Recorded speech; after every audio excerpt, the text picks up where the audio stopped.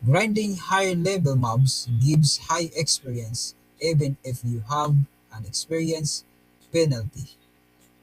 So, halika, pag-usapan natin. Let's go! Gusto mo paluin kita ng tsinelas? Welcome to Chinelas Channel. For this video, pag-usapan natin paano ba ginagawa ang magpatay ng mga high mobs para makuha ng high experience. Even, may experience penalty. So, without further ado, let's start.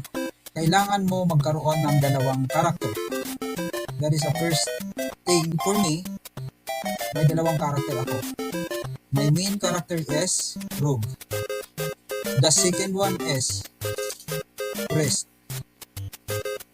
Pero kahit subclass ko siya, yung Priest, yun naman ang gagawin kong main damage para ma-boost ang main character ko.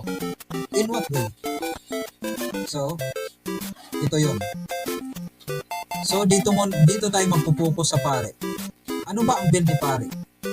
Ang build ko kay pare is stat build ko is int and lock.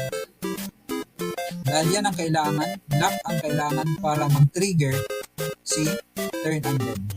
Actually, yung build talaga ng pare is turn undead. If you read the description daw sa skill ng turn undead, kaya siya pumatay ng mga high level na mobs. Actually, nagawa ko na to sa mga unang Ragnarok pa na private server na nilalaro ko. So, madali siya maka-grind sa mga high level mobs through this skill na turn undead. Sa turn undead, ang ginawa kong stat, pareho lang siya yung stat.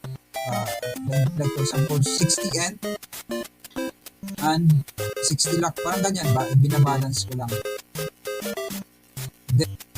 Then, the second thing is, kailangan bumili ka or i-prior mo bilhin yung mercenary na makakatulong sa'yo. Una na dyan, si Wasabi. The second one is Goro. For this game, kailangan mo siya bilan ng mga gamit para lumabas yung ibang skill niya. So, maybe pag-usapan natin yung mercenary sa ibang video kasi hahaba yung video natin. Then second, the pit. Ang pit kailangan as early as possible bumili ka agad or mag-capture ka agad or kumuha ka agad ng Orc Warrior pit. Kasi si Orc Warrior siya din ang magtatangki sa'yo. Kasi sa totoo lang, sa mga high level mobs, hindi mo kayang tangkihin ang mga damage nun. So, kailangan mo ng mga backup para sila mag-absorb ng damage nila. Kasi yung turn undead, hindi naman 100% natatama agad. It takes some time. Sometime, mga 4 hits, maybe. Sa version ng larong ito, yung turn undead dito, hindi talaga nakaka-one hit. Pero even hindi siya nakaka-one hit, dumadamage siya approximately 80% sa HP ng mobs. So, ibig sabihin, matutuhits mo yung mobs na high level mobs. But if you calculate, mas lamang pa rin yung experience mo na makukuha kaysa sa mag-grind ka 29 level above sa level mo. Actually, na-compute ko na yan. Or, isa pa, ang hirap maghanap ng party, grinding party. Mahirap maghanap, lalo na ka-level mo. So, all you have to do, grind with your own. Yun po ang isang technique ng free-to-play player. Actually, nag-launch ang game na to, 3 days late na ako. Then, sa 2 araw din na paglalaro ko, hindi ko pa gamay yung game. Naninibago ako.